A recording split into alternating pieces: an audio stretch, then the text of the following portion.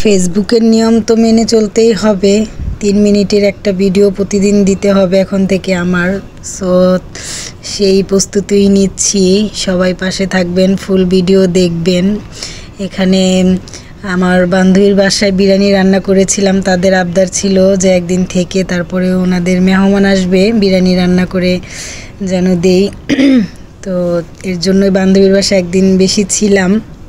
এখানে দেখেন বিরিয়ানি রান্নার প্রসেস তো সবাই জানেনি, তো আমার কথা হলো আমার 3 মিনিটের ভিডিও হলেই চলে। তো বান্ধবী বলছিল কেটে কেটে তার ভয়েস দিতে, তো এর জন্য ওর ভয়েসটাও সাথে অ্যাড করেছি।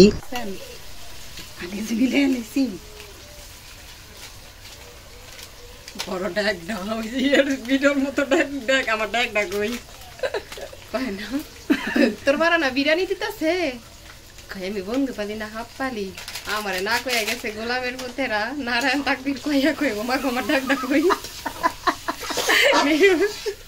দেখ দেখ কত বড় ডাক দাদা দেখাই দিস মানুষের কইছে কর।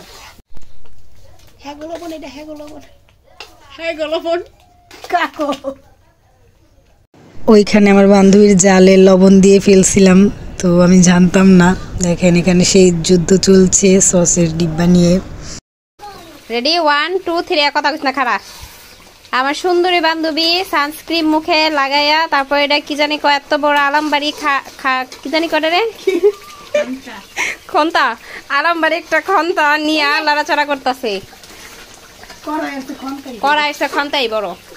অনেক দুষ্টামি করে ফেললাম, তো কেউ বিরক্ত হবেন না প্লিজ। বান্ধবীরা সাথে থাকলে এরকম অনেক মজা করা হয়। তো এখানে দেখেন গোশত এখন ভালো করে মশলা দিয়ে কষাবো। তো গোশত যত ভালো করে কষানো যায় ততই মজা লাগে। এখানে কষিয়ে পানি দিয়ে ফেলেছিলাম, তো এগুলো ভিডিও করা হয়নি, এত বড় ভিডিও। তারপর এখানে ভালো করে গোশতগুলো কষাবো, কষিয়ে আবার একটা বড় ড্যাগ, বুঝেছেন, এই ড্যাগের ভিতরে আমরা তেল দিয়েছি, মশলা দিয়েছি, দিয়ে ভালো করে পেস্ট দিয়ে ভেজে নিব। ভাজার পরে আবার চাউল দিয়ে ফেলবো, চাউল দিয়ে একটু হালকা ভেজে তারপরে গোশতগুলো দিয়ে ফেলবো। এই যে এখানে আমার বান্ধবীর শাশুড়ি একটু আবার নেড়ে দিচ্ছিল গোশতগুলো যেন লেগে না যায়। আর চুলায় রান্না যে কত মজা কি বলবো, দেশ গ্রামে খাই, আমাদের এখানে তো মাটির চুলায় রান্না করা হয় না। তো মাটির চুলার রান্না আসলেই অনেক মজা, আমার অনেক ভালো লাগে।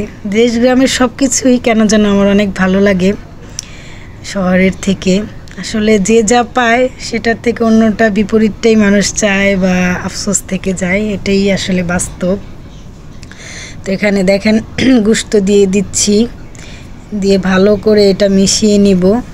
মিশিয়ে নেওয়ার পর ভালো করে মিশিয়ে নিয়ে এটা আবার ঢেকে দিব যাতে করে যেন হয়ে যায়। দেখেন ভালো করে কেচে পুচে নিবেন, কোনো কিছু নষ্ট করা যাবে না, অপচয়কারী কিন্তু শয়তানের বন্ধু। আমি ভালো করে কেচে পুচে নিচ্ছিলাম, নিয়ে ভালো করে চালগুলো আর গোশতগুলো ভালো করে মিক্স করে দিলাম।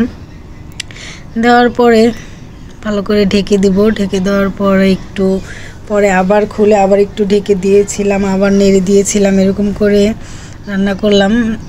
এত চাউলের বিরিয়ানি আমি কখনো রান্না করিনি চুলায়, তাও এমনিতে আমার হাজব্যান্ডের বাসায় রান্না করেছি, 6 কেজি চাউলেরও রান্না করেছি, কারণ গ্যাসে রান্না করেছিলাম, কিন্তু চুলায় এভাবে রান্না করিনি কখনো।